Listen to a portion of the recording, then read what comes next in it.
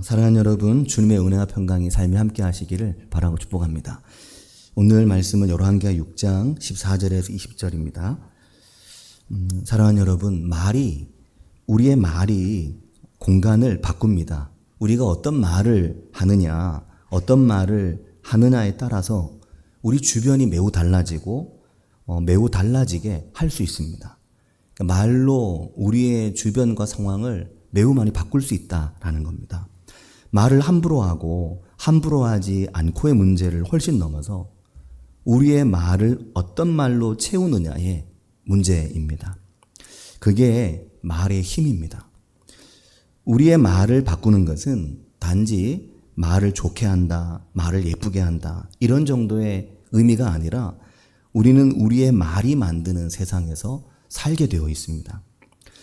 신학교 다닐 때 제가 정말 좋아했던 책이 한 권 있는데, 이규호라고 하는 철학자이자 또 교육학자인 분이 쓴 말의 힘이라는 책입니다. 그 책의 앞부분에 보면 이런 말이 있습니다. 말이 인간의 세계에서 얼마나 중요한가를 말하면서 철학자 칸트와 또 다른 철학자인 카시로라는 분의 말을 인용하면서 하는 말이, 언어는 객관적인 현실을 묘사하는 것이 아니고 현실을 형성하는 것이며, 그렇게 말합니다. 말이라고 하는, 언어라고 하는 게 그냥 눈에 보이는 거를 묘사하고 이렇게 말하는 게 아니고, 언어는 현실을 만드는 거라는 겁니다. 그러면 또 하는 말이, 인간은 언어가 형성해 주는 현실만을 알고 있다, 이렇게 말합니다. 그러니까 사람은 내가 가지고 있는 말의 용량, 내가 가지고 있는 말의 정도를 가지고 그걸 가지고 살고 그것이 주는 현실 속에 인간은 산다는 겁니다. 이게 무슨 말인지 아시겠죠? 이런 말입니다. 우리말로 하면 이런 말입니다. 말하는 대로 된다. 그 어른들이 그런 말씀하잖아요. 말이 씨된다. 말 함부로 하지 말라고. 그렇게 말하잖아요. 그걸 이제 이분이 굉장히 학문적으로 써놨죠. 그렇게 어렵게. 언어는 단지 객관적인 사실, 현실을 묘사하는 것 정도가 아니라, 언어란 그 말과 언어가 곧 현실을 만들어내고, 인간은 언어가 말이 만들어버린 그 현실, 그 세상에서 사람이 살게 된다는 거죠. 우리가 말을 잘 들어보면, 내 말도 내가 하는 말을 잘 들어보면 말의 그 세계에 갇혀서 결국 삽니다. 말이 되게 중요하죠. 말이 굉장한 말이죠. 또 이분들의 말도 참 굉장한데, 그래서 이교 박사님은 뭐라고 또 뒤에 말하냐면, 언어는 그래서 창조적 기능, 곧 일정한 상황 속에서 구체적으로 표현된 말은 삶을 창조하는 힘을 가졌다, 그렇게 말합니다. 그러니까 말이 삶을 만들어 간다는 거죠. 창조한다고 표현하는 겁니다. 그러면서 그분이, 우리가 아는 철학자 하이데거, 유명한 철학자잖아요. 하이데거가 한 이 말을 인용하는데, 하이데거가 이런 말을 했다고 합니다. 어떤 말을 했냐면, 언어는 존재의 집이다. 말이 사람의 집이라는 거죠. 너무 성경적입니다. 들어보면 언어는 존재의 집이다. 언어의 주택 속에 인간은 산다. 그렇게 말했다는 거죠. 언어가 그만큼 중요하기 때문에 사람은 말의 집에, 말의 주택 속에, 그 속에 존재하고 살게 된다라는 거죠. 그래서 말이 이렇게 중요하기 때문에 그 말로부터 언어 심리학이나 언어 사회학, 이런 학문들이 언어를 가지고 언어를 가지고 우리의 사회를 분석하고 연구하는 거죠. 왜냐하면 언어를 들여다보면 언어의 표현 과정, 한 사람이 말을 어떻게 표현하느냐, 또 언어의 구조와 기능, 그 말이 어떤 구조를 갖고 있고 어떻게 그 말이 기능하느냐, 이걸 보면 또 언어로 드러나고 나타나게 되는 인간의 인격의 변화와 차이점에 대해서 보면 뭐가 많은 게 보인다는 거죠. 그래서 언어 심리학을 연구하고, 언어 사회학은 그 언어에 갇혀서 인간이 살기 때문에 문화를 형성하고 삶을 만들고 문화적 전통 안에 살게 되기 때문에, 그런 많은 요소들 중에 인간의 문화를 만들고 삶을 만드는 많은 것 중에 가장 견고하고 가장 지대한 영향을 끼치는 게 뭔가? 사람들이 연구를 해봤더니 사람의 언어고 말이라는 것입니다. 그 속에서 우리가 살아간다는 거죠. 너무 맞는 말 아닙니까? 우리가 이게 세상에 언어가 다 다르잖아요. 언어가 다르면 가치관도 달라진다고 하잖아요. 말의 구조에 따라 사람의 가치관까지 달라진다고 하거든요. 말이 너무나 중요한 겁니다. 그리고 우리가 가정에서, 교회에서 우리가 생활하는 삶의 일정한 공간 안에서 어떤 말을 하고 어떤 언어를 쓰고 또 말과 그 언어를 글로 쓰기도 하잖아요. 어떻게 글을 쓰느냐 하는 것은 우리의 삶에 매우 중요한 것입니다. 우리는 그 말로 설명되고 그 언어로 드러나게 되고 결국 그 말의 집, 그 말의 공간 속에서 나이가 들어가는 거죠. 어떤 말에 둘러싸여 나이가 드느냐에 따라 시간이 지나면 그 인생의 빛깔이 달라지는 겁니다. 명절이 되면 가족들을 만나죠. 만나고 난 후에 또 다들 헤어집니다. 헤어지고 나면 후회를 하죠. 그 말 내가 괜히 했다. 그 말을 안 해도 되는데 왜 그 말을 내가 했을까? 이런 걸로 많이 후회합니다. 내가 이 말은 참 잘한 것 같아. 이번에 내가 좀 이게 말을 좀 잘한 것 같아. 이렇게 생각하는 경우보다, 내가 그 말을 왜 했지? 내가 동생한테 그 말을 하는 게 아닌데, 내가 형님한테 그 얘기 하는 게 아닌데, 내가 조카들한테 그 얘기 하는 게 아닌데, 이런 생각들 엄청 많이 하게 되거든요. 유년을 함께하고 세상에 태어나서 함께 나고 자라면서 삶의 전부였던 가족이죠. 우리의 유년기와 우리가 집을 떠나기 전까지 우리의 모든 걸 형성하는 그 공간에서 함께 살던 사람들을 만나는 거잖아요. 명절이 되면 어머니도 만나고 형제도 만나고 또 형제가 결혼해서 낳은 아이들, 조카들 다 그 피부치잖아요. 피부치. 그들 만납니다. 그들은 말을 공유하고 언어를 공유한 사람이거든요. 모국어라고 말하잖아요. 엄마의 말. 그걸 공유한 사람들이거든요. 그래서 그냥 그 말을 왜 했지? 그 말 하는 게 아닌데. 이런 후회를 괜히 이제 명절 끝에 하지 않도록 말을 정말 중요하다. 말을 잘해야 된다. 하는 거죠. 근데 사랑하는 여러분, 생각해 보면 내가 왜 그 말 했지? 이거 우리 후회하는데 그 말이 곧 나인 겁니다. 그건 내 것이 아닌 거 말하는 건 사실 없거든요. 내 말이 그 말이고 그 말이 나고 그게 나이기 때문에 나도 모르게 툭 튀어나간 거거든요. 그는 결국 우리가 말의 세계에 갇혀서 말의 집 속에 사는 겁니다. 저는 이사야서를 묵상을 했을 때 그때 이사야서 50장 4절 말씀이 너무 많이 은혜가 되었습니다. 이사야서 50장 4절 말씀이 이 말씀이거든요. 주 여호와께서 학자들의 혀를 내게 주사 나로 곤고한 자를 말로 어떻게 도와줄 줄을 알게 하시고 아침마다 깨우치시되 나의 귀를 깨우치사 학자들 같이 알아듣게 하시도다. 이 말씀이거든요.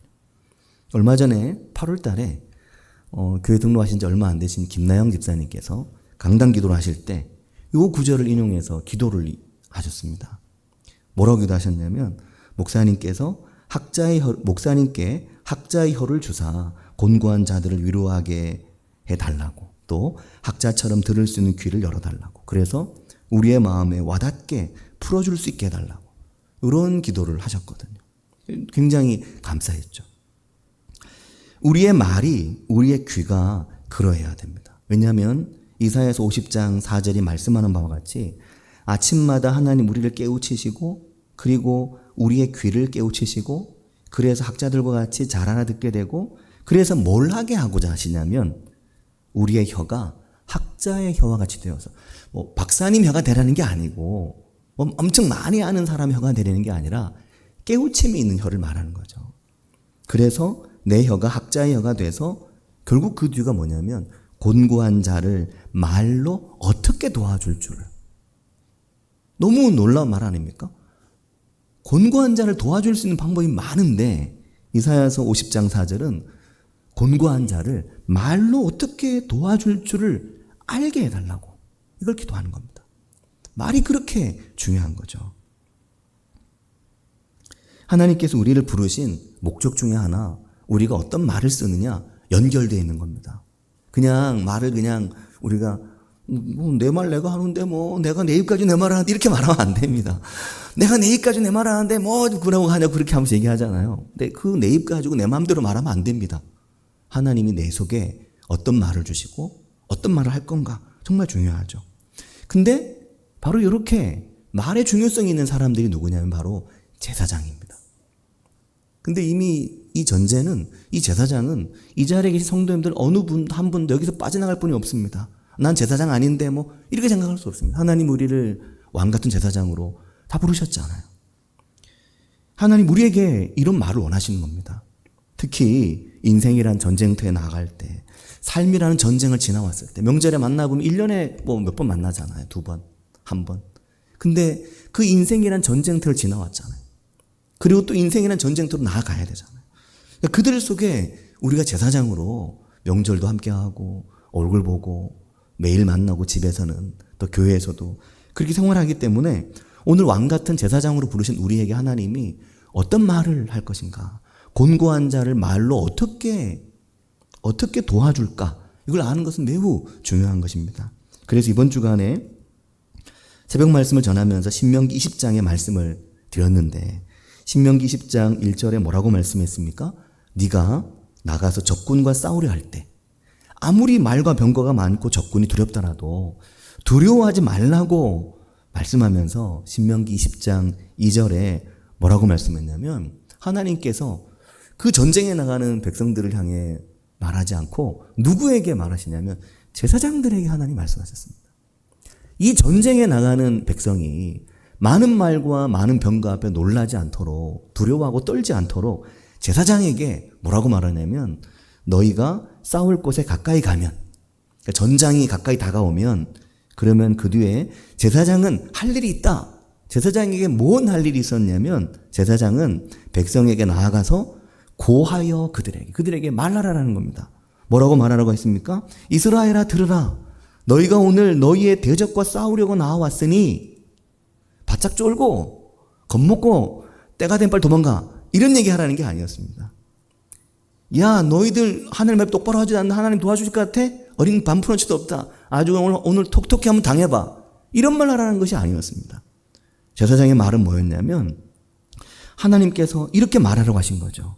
신명기 10장 3절은 마음에 겁내지 말며 두려워하지 말며 떨지 말며 그들로 말미암아 놀라지 마라.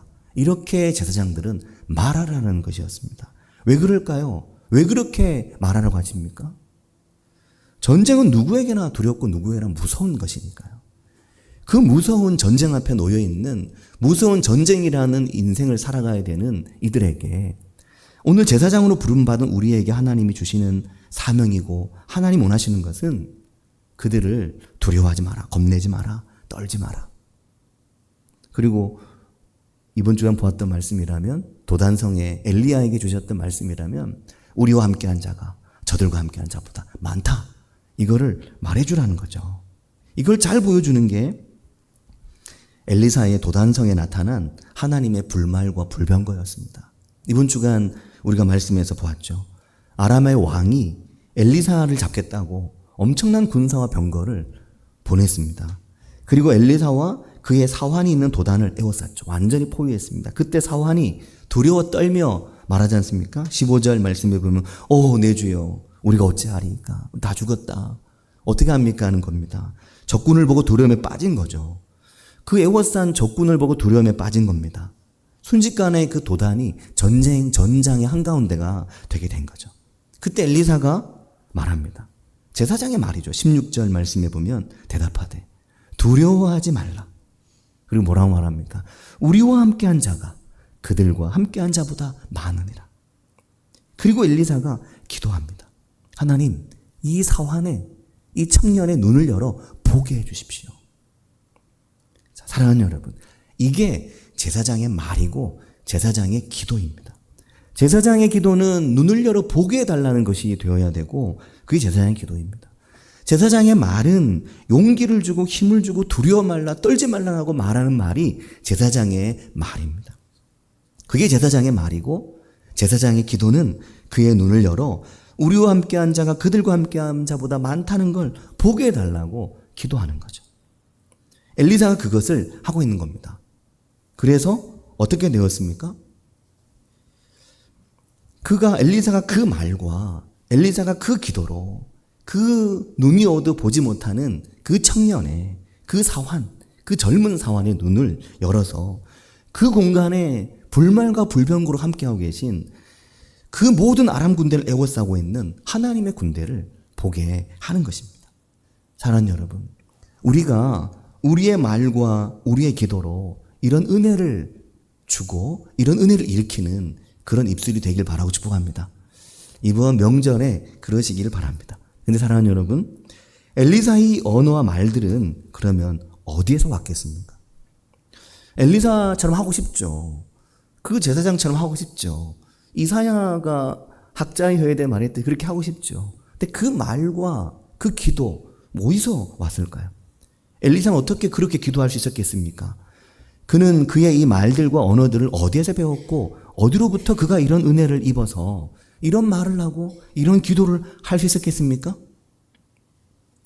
결국 그 사환의 눈이 열려서 하나님께서 그 눈을 여셨을 때 그가 보니 불말과 불병거가 산에 가득하게 엘리사와 자신을 둘러싸고 있는 현장을 보게 됐는데, 그렇게 축복하는 말, 그렇게 축복하는 그 기도 엘리사가 어떻게 했냐는 겁니다.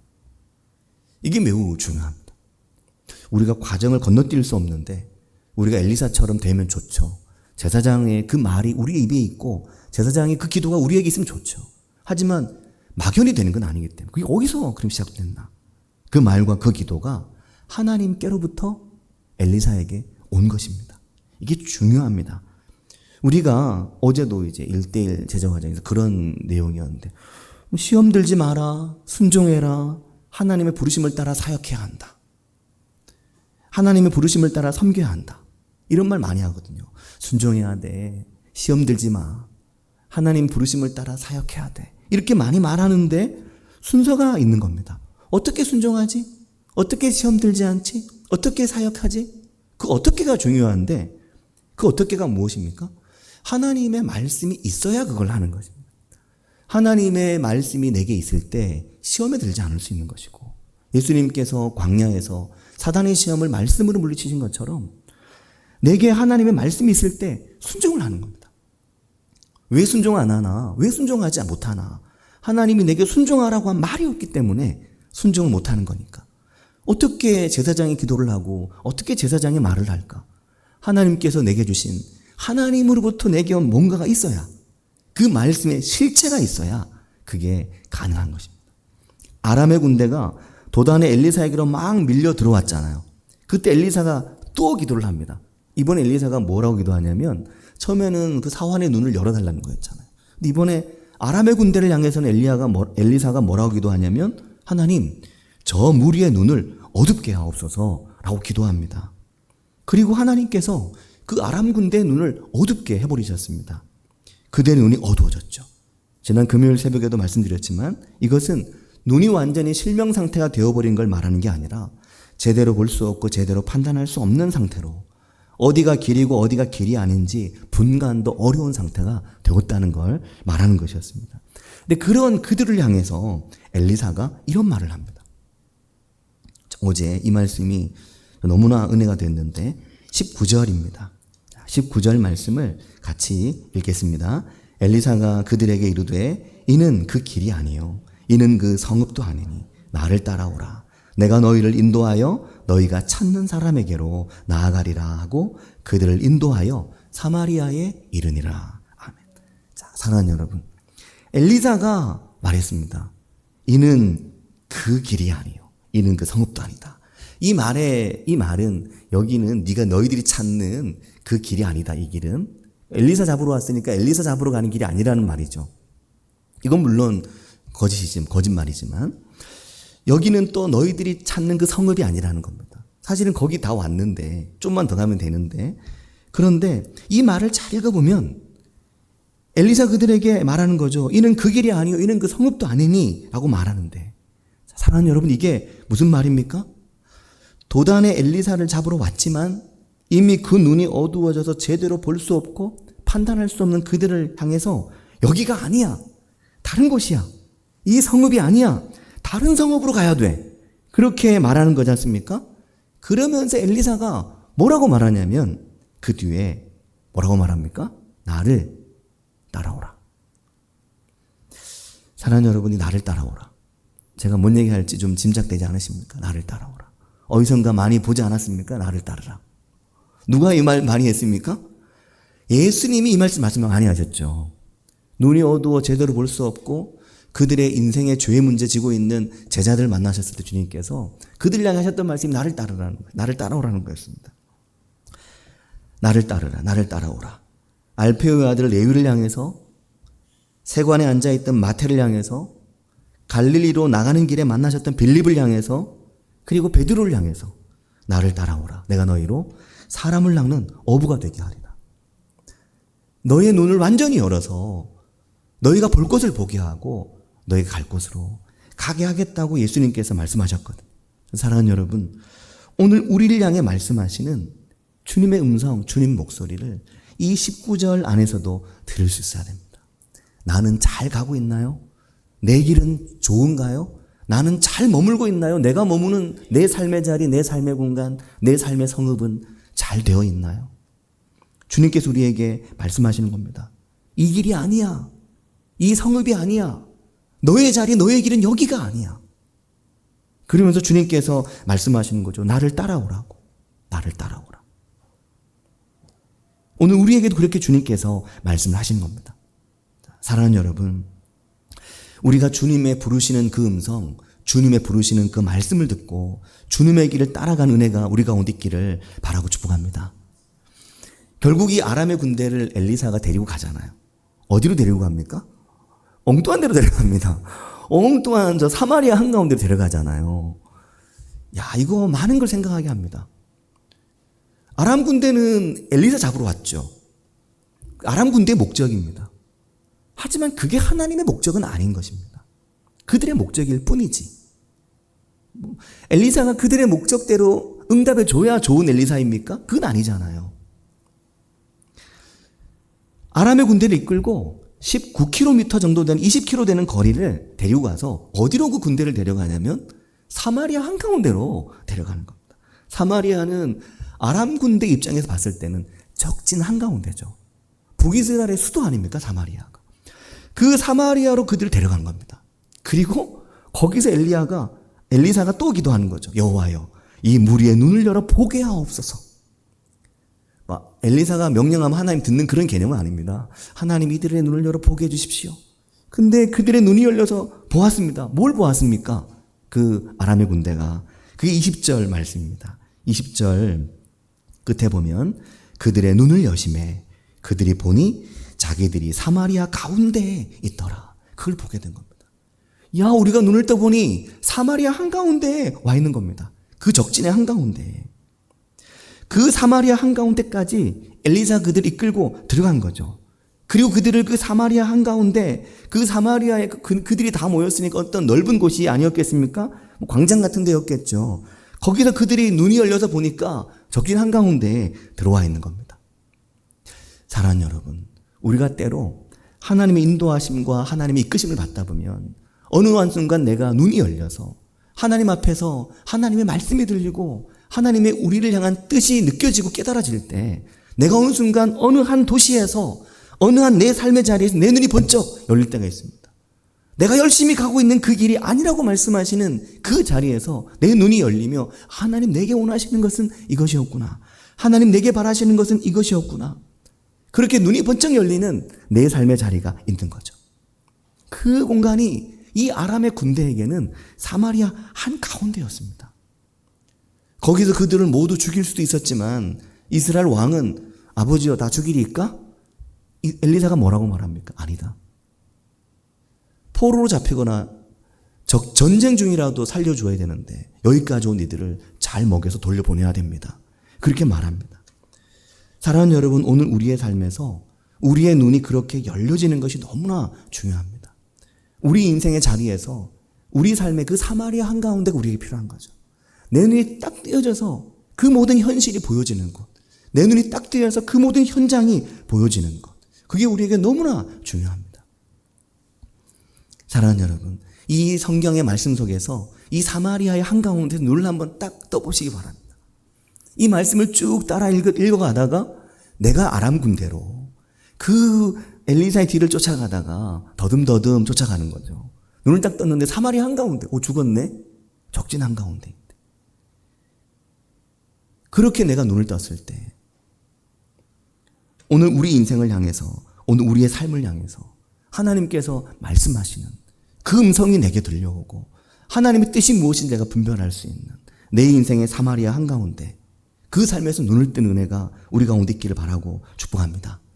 사랑하는 여러분, 우리 각자가 하나님 안에서 하나님의 말씀과 기도로 내 눈이 열려지는 것도 참 중요하지만 제사장의 입술에서 말과 기도를 구하여야 하듯이 오늘날 목회자에게서 또 성도들에게서 또 믿음의 아버지에게서 믿음의 어머니에게서 혹은 내가 믿음의 아버지로 믿음의 어머니로 또 믿음의 자녀로 믿음의 부모로서 제사장의 말, 제사장의 기도, 학자이호와 같은 이사야서의 그 말씀과 같은 그런 말과 기도를 들을 수 있는 은혜가 우리에게 너무나 귀합니다. 그 말과 그 기도로 어느 순간 내가 이렇게 가면 안 되겠구나. 내가 이렇게 살면 안 되겠구나. 이런 걸 느낄 수 있는 그런 축복의 말, 그런 기도 우리에게 너무나 중요합니다. 듣고 은혜가 되고 듣고 깨우칠 수 있는 말로 막 때리는 거 말고 그런 은혜의 추석 명절 되시기를 바라고 축복합니다. 세상에서 가장 아름다운 소리가 뭘까요? 세상에서 제일 아름다운 소리가 뭘까요? 얼마 전에 세상에서 제일 듣기 좋은 소리 뭐라고 우리가 설교 중에 얘기한 게 있는데 세상에서 제일 듣기 좋은 소리, 세상에서 제일 아름다운 소리가 뭘까요?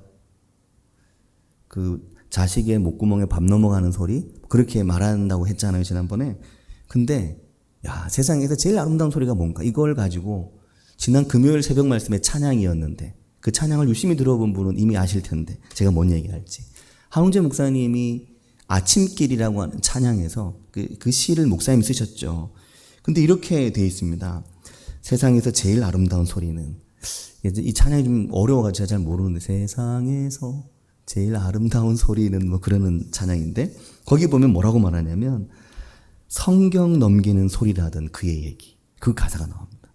세상에서 제일 아름다운 소리는 성경 넘기는 소리라던 그의 얘기. 여기서 그는 어머니입니다. 나의 어머니. 한웅재 목사님 어머니가 연세가 많이 드셔서도 휠체어를 타고 새벽 예배를 가셨다 하더라고요. 그 전에 한번 어머니의 기도라는 찬양을 들려드리면서 써드린 적이 있었는데 기억나실지 모르겠습니다. 그 어머니가 지금도 겨울에도 새벽마다 조심조심 일어나 나가서 휠체어를 타고 언덕 위에 있는 교회 가서 새벽 예배를 드리며 자식들 위해 기도한다. 그 찬양이 있다고 그랬잖아요. 근데 세상에서 제일 아름다운 소리는 성경 넘기는 소리라던 그의 얘기. 하얀 눈 위에다 첫 발자국을 찍듯 한 장 한 장 넘겨보니 성경 속에도 내 작은 발자국들이.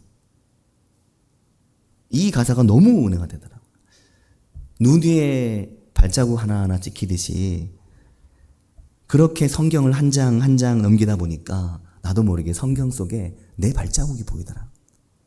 이야, 너무너무 기가 막히더라고요.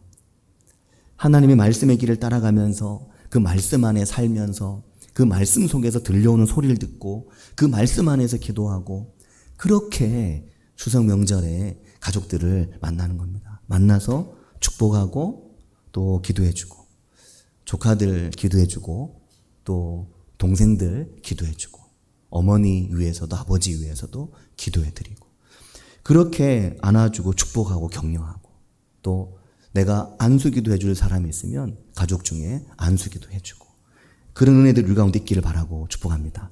그런 추석 되시길 바랍니다. 같이 기도하겠습니다.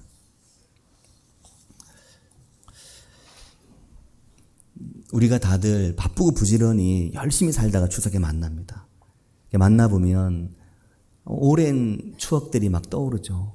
그래서 마음이 막 격양됩니다. 명절이 되면. 그러다 보니까 마음이 막 평상시가 아니기 때문에 때로는 다투기도 하고 때로는 좀 말이 과해지기도 합니다. 하지만 오히려 명절에 하나님이 주셨던 은혜, 내게 주셨던 말씀들, 또 기도의 말들, 그걸로 격려하고 축복하고 기도하는 하나님 은혜로 이 명절을 은혜 가운데 풍성하게 보내는 그런 추석이 되는 것이 하나님께서 우리에게 정말 기뻐하시는 것입니다. 그래서 추석에 모여서 가족들에게 정말 우리의 믿음이 전해지고 증거되고, 그래서 가족들 중에 또 누군가 예수를 믿게 되는 그 은혜들이 있는 그런 추석 명절 되도록 같이 한 목소리로 기도하겠습니다.